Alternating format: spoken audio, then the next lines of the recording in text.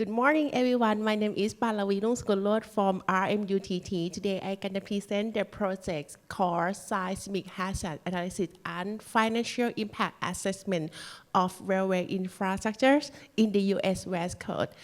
Before that, I need to thank PMUC or BPK to support this project.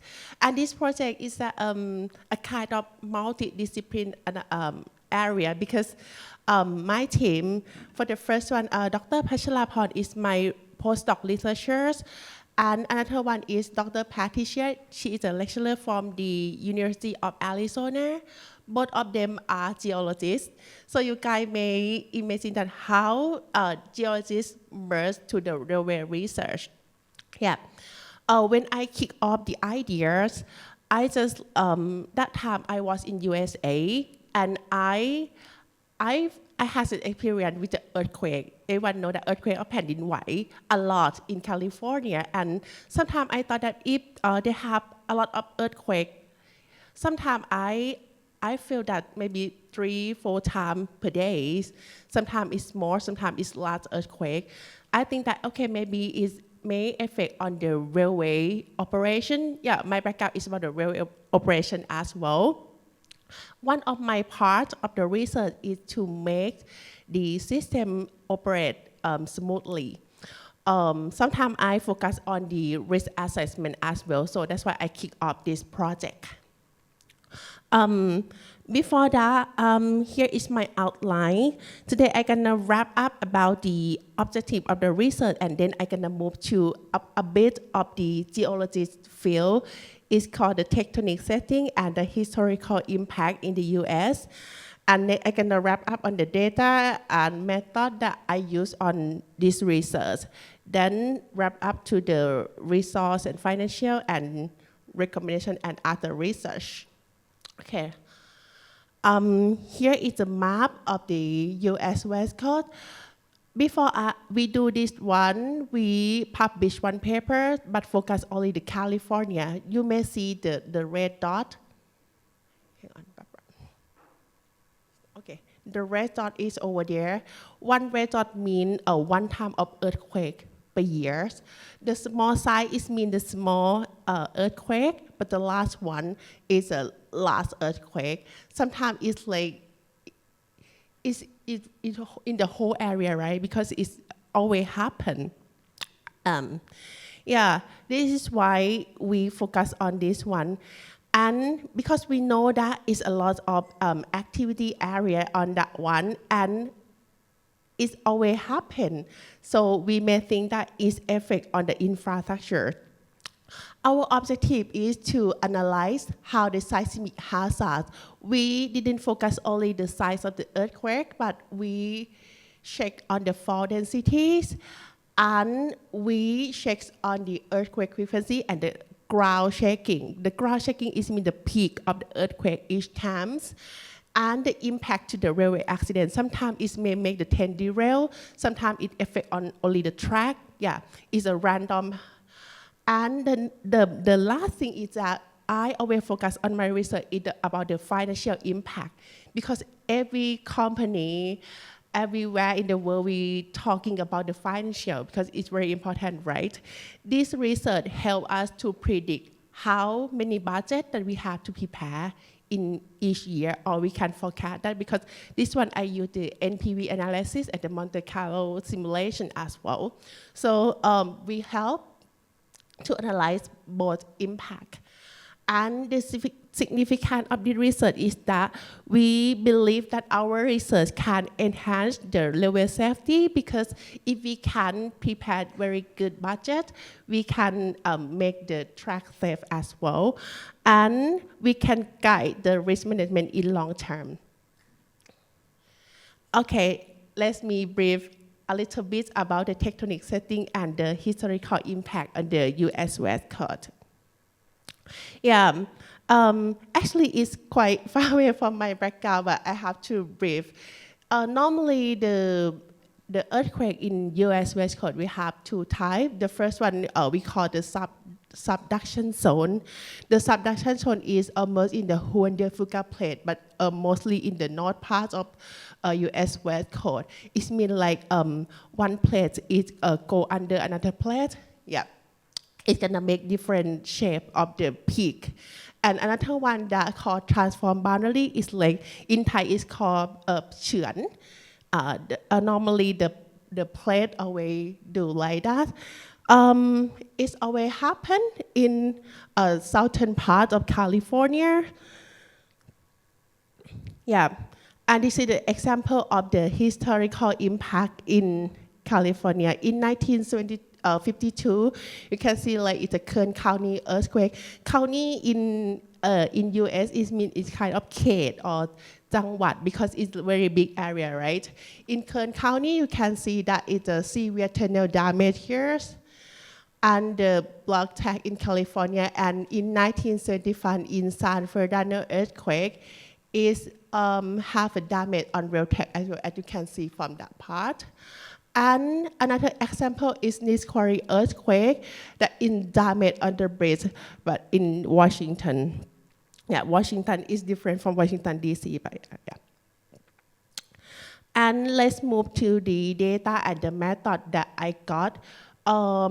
We use two parts of the data. The first one is that I got the data about the railway accident from 2000 to 2022. It's about 50,000 data set. That one I got from the FRA. FRA in USA is about Lofator in Thailand as well. And another one is about the seismic hazard variable that we got from USGS. It's an organization that correct the data about the earthquake or everything. That is why we focus on this one. And you know, like I think we are so lucky because this organization provide us a lot of information. Yeah, and yeah, if you can see that one, we plot on axis as well. This is the cumulative number of railway infrastructure accident in East County. Yeah, during 20 years. So the red area is mean like very dangerous zone. Yeah. It's may different because if you can remember, it's a two different sides of the earthquake. And here is a very important part because it's quite hard to merge between two areas about the railway accident and the geologist part. We analyze a lot. We merge the four densities and the ground checking intensity and use the machine learning method. And we use the both linear and nonlinear model. And after that, we do a validation, and here is the result. Okay. Okay. We apply both linear and nonlinear model. For the linear model, we use linkage, lassos, elastinate. Okay, hang on. I can't wait. Yeah, this is because we apply a lot of the data set, about the 50,000 data set, and we apply both linear and non-linear. For the linear, we use linkage, lasso, elastinate, decision tree, and random forest. For the non-linear, we apply the decision tree and random forest, and here is the result. We found that for the linear model, we will limit with the capability of the capturing the nonlinear interactions. That is why our model suggests to use the random forest that can show the percent of RMSE about 62%. RMSE is a root mean square errors. Yeah, as you can see that. And okay, here is okay. And this is for the nonlinear model that we use the decision tree model. That's one. Yeah. To wrap up, The key predictor is that for the fall density, we found that the county with higher fall density show increased accident rate. And the HD here is called hypocentral depth. In Thai, it จุดความลึกศูนย์กลาง it means like sometimes if you found a high earthquake, like very strong earthquake, but it's quite far away from the track, it's still safe. But sometimes it's like small earthquake, but it's closer to the track, maybe less than 20 kilometers. It may affect on the infrastructure as well. And another thing that we found on this research is about the peak Gauss acceleration that I mentioned on the beginning is that it's called wave. So the area with the stronger ground shaking experience the higher infrastructure damage as well. And the most important thing that we just know that is about the depth and the magnitude. The depth and the magnitude is very important because for the shallow earthquake is mean the earthquake less than 3.5 magnitude. Sometimes people may not feel about that, but sometimes people may feel. For example, people who stay in the higher building, you may feel that. That one may affect, and the area that have depth less than 20 kilometers, they're gonna know that one. And let's move on. Another part that I mentioned is about the financial impact. I compare between three states. One is California, another one is Oregon, and another one is Washington, which is in U.S. West Coast. And here is the result. You can see that California is in the blue line. California is like a big state as well, but they affect a lot of earthquake more than other parts. Because can you guess that? Because the kinds of the earthquake, right? It caused a lot of financial support during that time.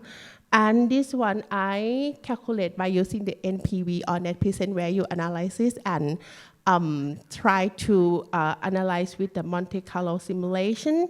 Oh, by the way, as I mentioned that I focus on the railway infrastructure, right? For the FRA, they categorize the type of the accident into 5 parts. One is called T0. T0 is about the effect on the roadbed issue. Sometimes it's show in very low impact. For T1, it's about the track. T2 is about the rail joint. T3 is about the worn, broken. And for the T4, it's about the flankway. For different one. Sometimes you can see that the most impacted by the earthquake is about the T1 or the track. And let's move to the final part about the recommendation and the limitation and my future work. People may confuse that why I do this one in America more than in Thailand. Because actually, we kick off the project in Thailand as well, but we still struck with the data collections. But we already contact with some organization in Thailand, and we haven't received the full information like we got in USA. So it may make our model is not like get high efficiency as we think. Even like we have them template or we have them, we should be done in like maybe 1 or 2 months, but it is still struck with the data corrections. But if I have to recommend the companies that I think this one is very important for the area with very sensitive with the earthquake. So we have to do about the real-time seismic monitoring or provide the maintenance. Like some of my friends also do about the track monitoring, but earthquake is very, very important as well. And this one can help people or can help organizations to predict the cost before. And sometimes it's mainly related to the warning system, like enhanced preparedness through the training or stakeholder enhancement as well. However, I have to mention about the limitation of my work is that some of accident in USA may not be collected because American people love to fly more than take a train. So sometimes they skip some information, but I think it's still okay because we got like 50,000 data set. It should be fine.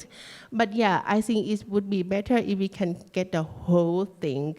And for my future work, because now we got only, I think it's okay, but now we focus for the size of earthquake more than 3.5, but maybe sometime I gonna focus on the size of earthquake that less than that, because we still believe that for the small impact may may affect on the infrastructure as well. So it's about the conclusions.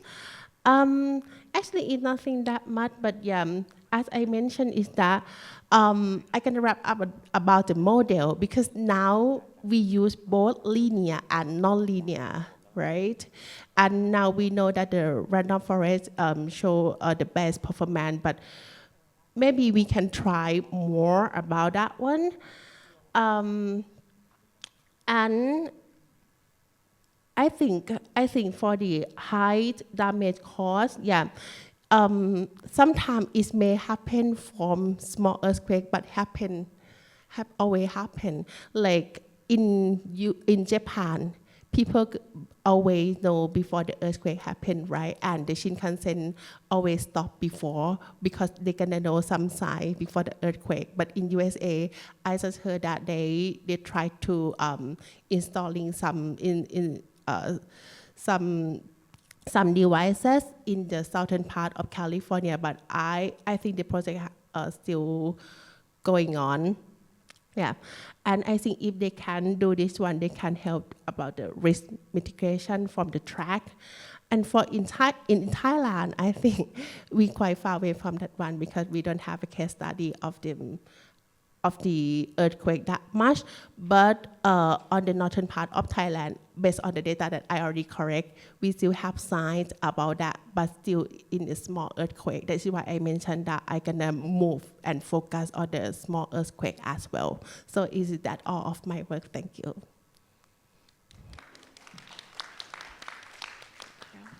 Thank you so much. Anyone have any question? Only one question. So otherwise, thank you so much, Dr. Panrawee. And then I would like to invite Dr. Phonsak to give the token to all of the speakers.